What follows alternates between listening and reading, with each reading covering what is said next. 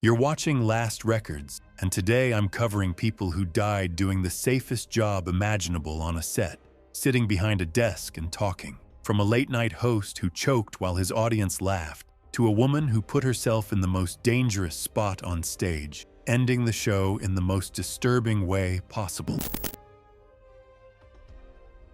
It was October 3rd, 2017, and the studio audience for a late-night talk show in a mid-size American city had settled into their seats for a Tuesday taping, where house lights dimmed over roughly 200 people, and a four-piece band played the opening theme from a raised platform stage left. Coltrane Becknell was 44 years old and had hosted the show for 6 years after a decade doing stand-up and warm-up sets for other people's tapings. The show had never been a ratings leader.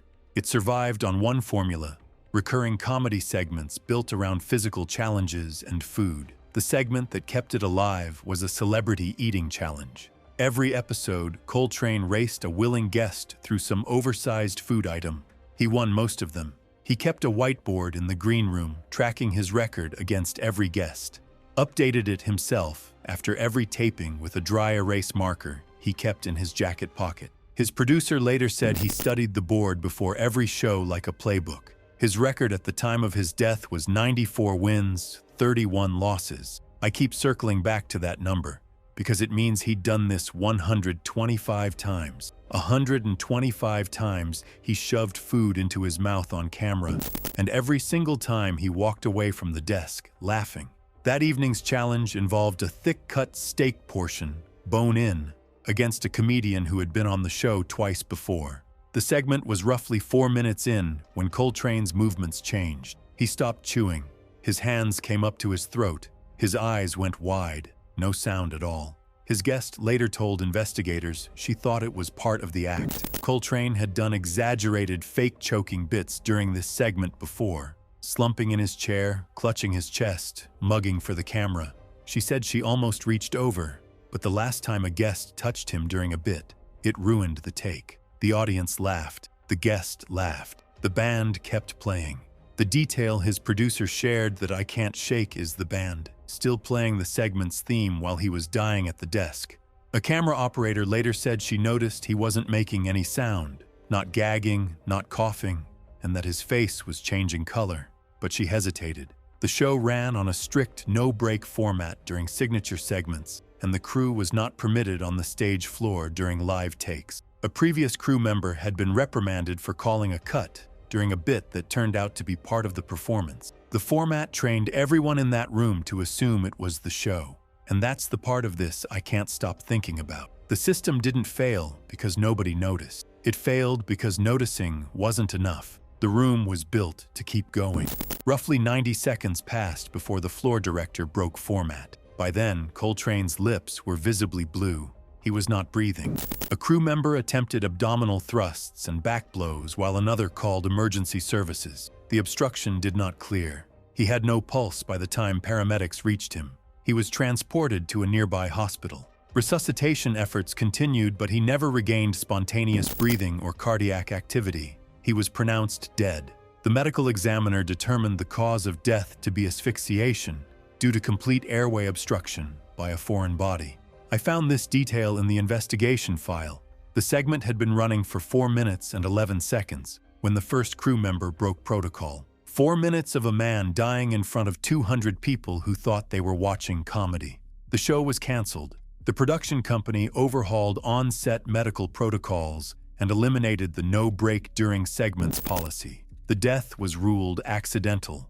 No criminal charges were filed, but the company settled a civil liability claim with his family. The unaired footage was sealed. His producer told investigators she watched it once and could not identify the exact moment it stopped being funny. The whiteboard was still in the green room, 94-31.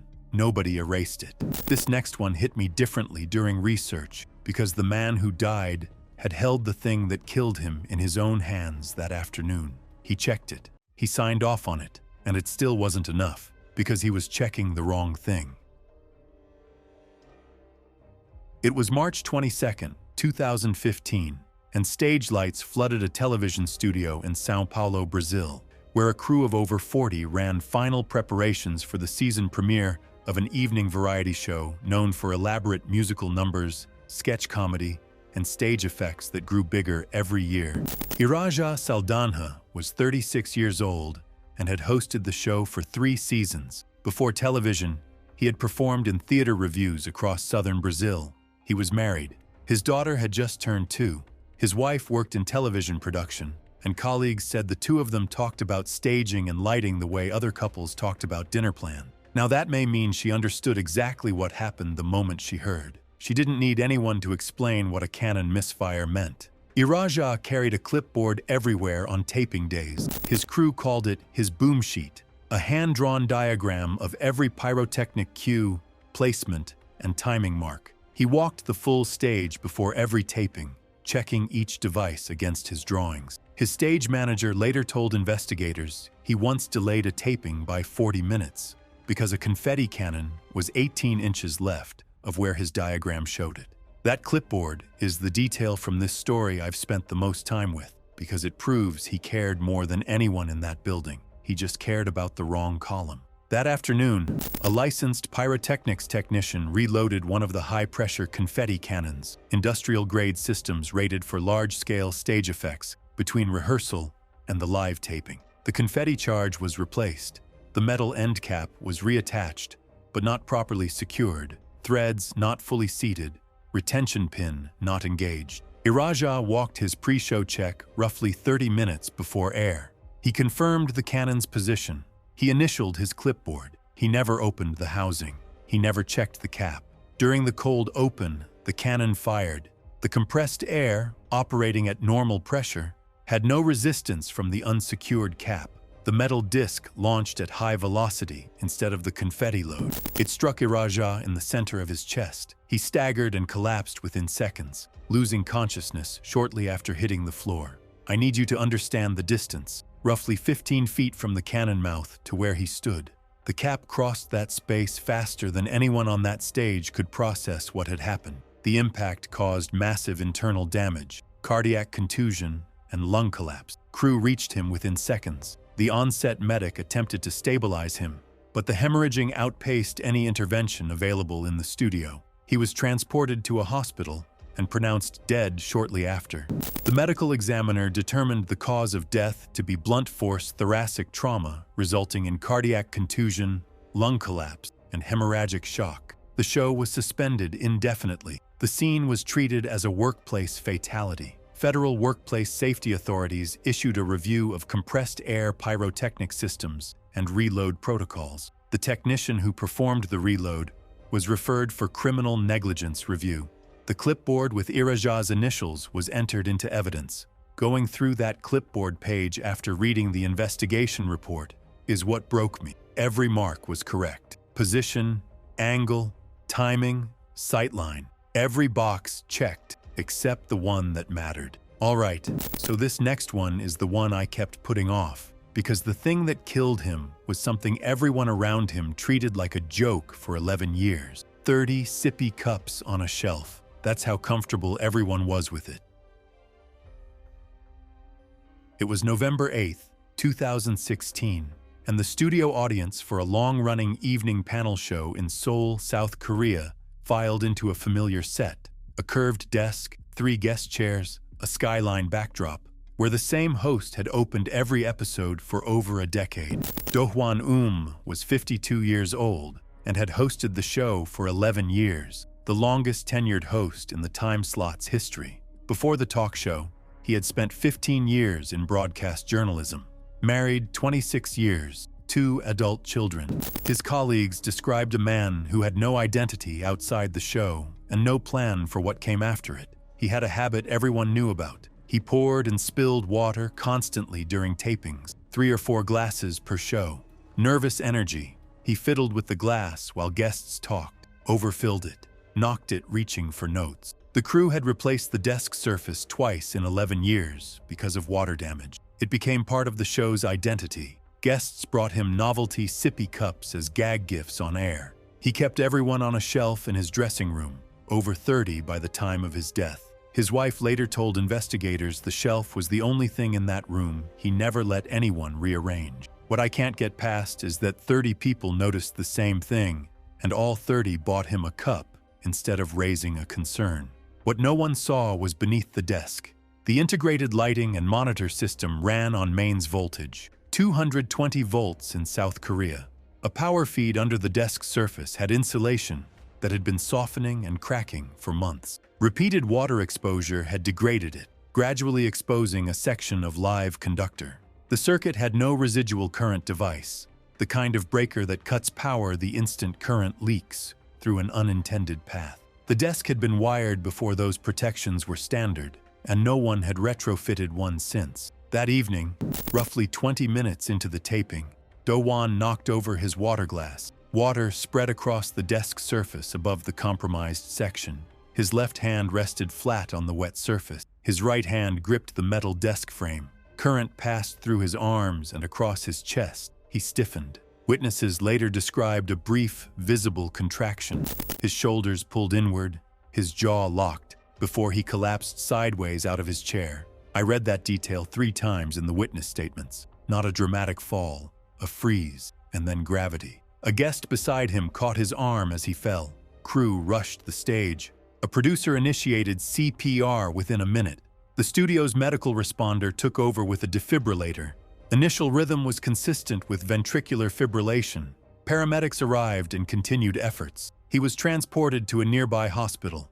He could not be revived. The medical examiner determined the cause of death to be cardiac arrest from ventricular fibrillation induced by electrical current through the thorax. The investigation found the desk wiring had been flagged for inspection 3 months earlier, but the work order was never completed. The degraded insulation was consistent with chronic moisture exposure.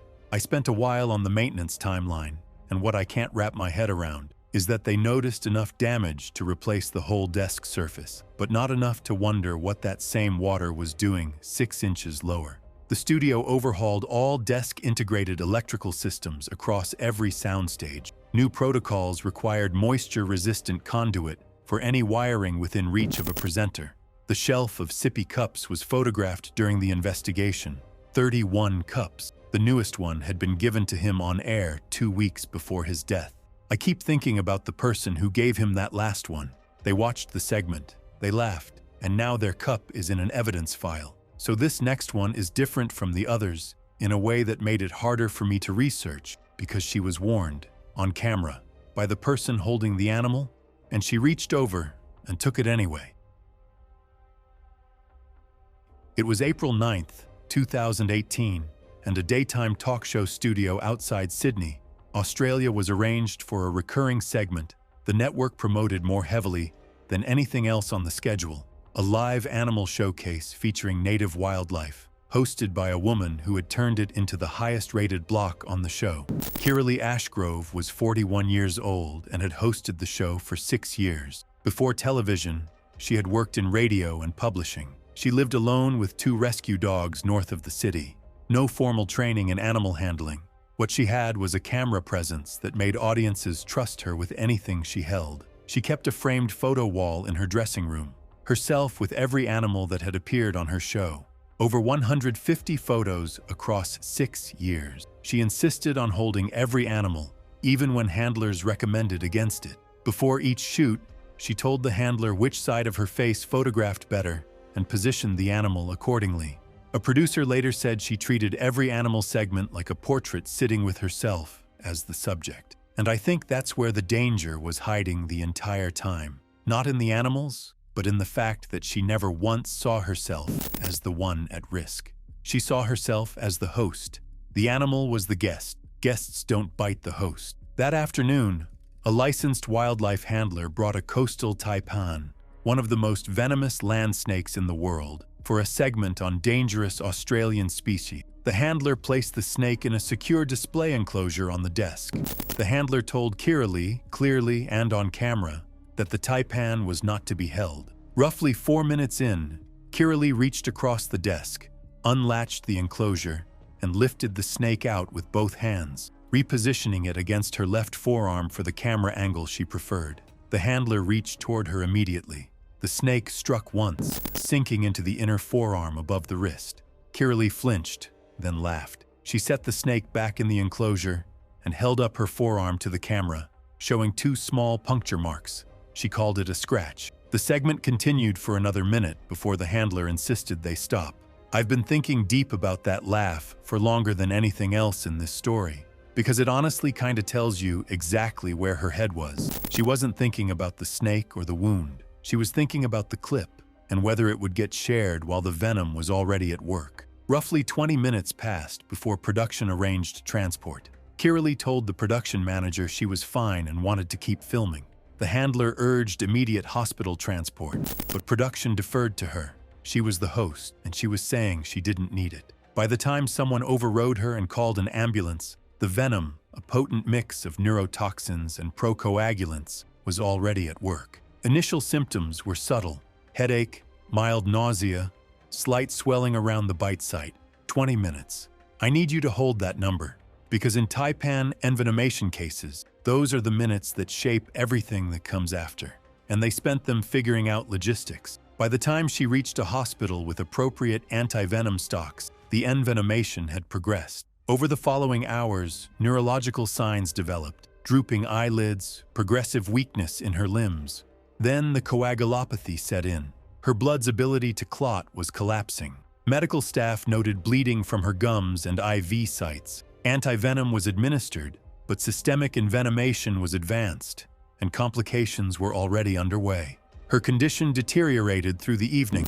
She was pronounced dead the following morning. The medical examiner determined the cause of death to be hemorrhagic shock from venom-induced consumptive coagulopathy from coastal taipan envenomation. The handler's on-camera warning became the central evidence. I've gone back and watched the segment twice. The handler says it plainly. This one does not get held. And she nods, looks right at him, and then reaches for it anyway, because that's what she always did. 150 photos on that wall, and not one of them taught her where the line was. The network permanently canceled all live animal segments across its daytime programming. The investigation examined whether hosts should have authority to override handler instructions during live broadcasts. The photo wall stayed in her dressing room for months before the space was cleared. Photo 151 was never taken. This next one is the story I debated putting last, because it's the slowest death in this video. No single moment, no impact, no bite. Just a woman standing in the sun for hours, crossing off numbers, while everyone around her begged her to stop. It was June 22, 2019, and portable broadcast equipment lined a concrete plaza outside a convention center in Central Texas, where a crew assembled a temporary outdoor set for a local morning show's annual charity event. Corliss Anglin was 57 years old and had hosted the morning show for 19 years, the longest tenure in the station's history. A widow, 4 grandchildren, all under 10. Before television, she had taught high school English. Every colleague interviewed after her death described a woman who had fused her identity so completely with the station and the community that there was no boundary between the two. Her legacy project was an annual 12-hour live outdoor broadcast raising money for a children's hospital fund. 9 consecutive years, interviews, live music, community segments, all building toward fundraising milestones. She kept a printed checklist of those milestones taped to the broadcast desk. Every time they hit one, she crossed it off on camera with a red marker. Viewers recognized the ritual. People tuned in specifically to watch her cross off the next number. That red marker is the thing from this story I can't let go of, because it turned her death into a countdown. 12 marks on a page. She got to 11. The checklist that morning had 12 milestones. A heat advisory had been issued the previous day. Forecast highs exceeded 108 degrees. Her producer raised the option of moving indoors. She refused. The outdoor set, the sun, the crowd, that was the broadcast. She said moving inside would cut donations. By the 4th hour, her co-host noticed changes, slight slurring on transitions, a missed cue she would normally never drop. She waved him off. By the 6th hour, she was visibly flushed and had stopped sweating, a detail her co-host flagged because she had been perspiring heavily earlier and then simply wasn't. On-site paramedics offered cooling measures and urged her to take a break. She declined. She was conscious, verbal, and oriented. Under emergency consent protocols, they could not forcibly remove a responsive adult refusing care. And that's the piece of this I had to sit with the longest. The paramedics couldn't make her stop, not because they didn't want to, because the law said the choice was hers. By the 8th hour, she was showing signs of altered mental status. Her speech was noticeably impaired on camera. She mispronounced the name of a guest she had interviewed annually for 5 years. Her hands trembled crossing off the 10th milestone. I watched that clip. The marker barely makes contact with the page. Her arm is shaking from the shoulder down, and she's smiling while she does it. That image is going to stay with me for a long time. Her co-host made a direct, on-air appeal for her to step away. She shook her head. They were close to the 11th. She crossed it off. Her hand was shaking so badly the line went diagonal across the page. She collapsed roughly 9 hours in, falling sideways off her chair onto the concrete. Paramedics reached her within seconds. Her core temperature was estimated above 104 degrees at the scene. She was transported by ambulance.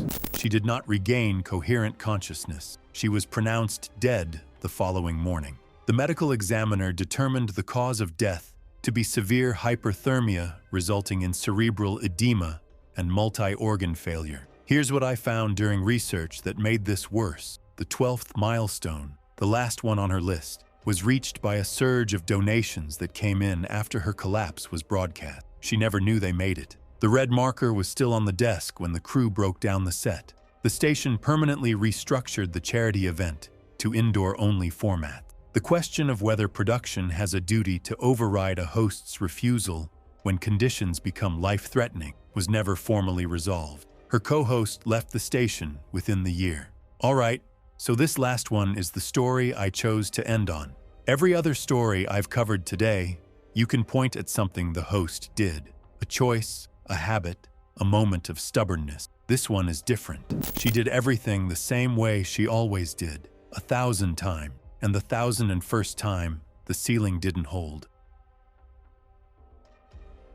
It was January 14th, 2020, and the studio floor of an evening talk show in London sat under its standard lighting configuration. Overhead trusses, motorized hoists, and counterweighted rigging that hadn't been redesigned since the show's launch nearly 12 years earlier.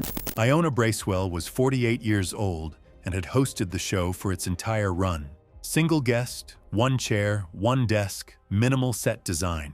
The lighting never changed. The camera positions never moved. Iona had built the show's identity around precision, and her crew had learned that precision was not optional. Before every taping, she personally placed a small taped X on the studio floor where she stood for her opening monologue. Her crew called it her mark. She'd been standing on the same spot within inches for over 1,000 tapings. If a guest's chair was off by more than an inch from its taped position, she stopped rehearsal and adjusted it herself. Her floor manager later said she once retaped the X 3 times in one afternoon because the edges weren't straight. I asked about that detail because her floor manager kept bringing it up in his statement. Not the fall, not the sound, the tape. 3 times in one afternoon, pressing it flat with her thumb, making sure the edges were clean. He said it was the most her thing he'd ever seen her do.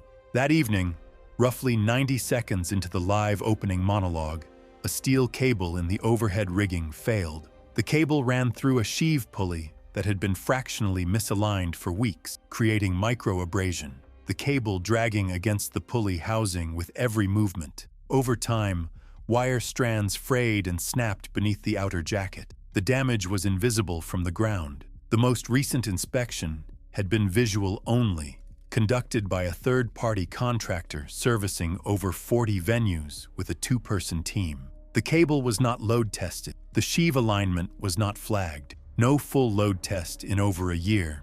The contractor signed off without ever leaving the ground floor. They checked what they could see from below and logged it as complete. Under the accumulated load, the weakened cable gave way. With the support gone, gravity did the rest. A truss section dropped from the grid directly onto the studio floor, directly onto the mark. The sound was the first thing witnesses described, a sharp metallic snap from above, followed by a concussive impact that shook the floor. Crew on the periphery saw the truss fall. One camera operator later said he saw it separate from the grid and knew where it was going to land before it hit. That's the sentence from the investigation file I haven't been able to get out of my head. He knew where it was going to land, because everyone in that building knew where she stood. She had stood there 1,000 times. The mark was the most predictable thing in the entire studio. Iona was struck directly. She did not move. There was no time. The truss section fell from roughly 30 feet, 2 feet in any direction, forward, backward, left, right, and she would have been standing in open space. I measured that in my head a dozen times during research. 2 feet, the length of her forearm. That's the margin between alive and dead, and she never had a reason to stand anywhere else. The mark was the only spot on the stage directly beneath the failed section. She was pronounced dead at the scene. The medical examiner determined the cause of death to be catastrophic blunt force cranial and thoracic trauma, consistent with impact from a heavy overhead object. Let me say this clearly. She didn't make a mistake. She didn't ignore a warning. She didn't override a handler or refuse medical care or climb over a railing. She stood on her mark. That's all. The same mark, in the same spot, on the same floor she'd trusted 1,000 times, and the ceiling didn't hold. The show was canceled permanently. National workplace safety regulators issued a rigging inspection mandate requiring load testing and sheave alignment verification. The contractor faced regulatory action after investigators found they had logged inspections as complete without physically accessing the rigging grid, not just here, but across multiple venues. The taped X was still on the floor when investigators photographed the scene. Her production assistant told them she had taped a fresh one that morning.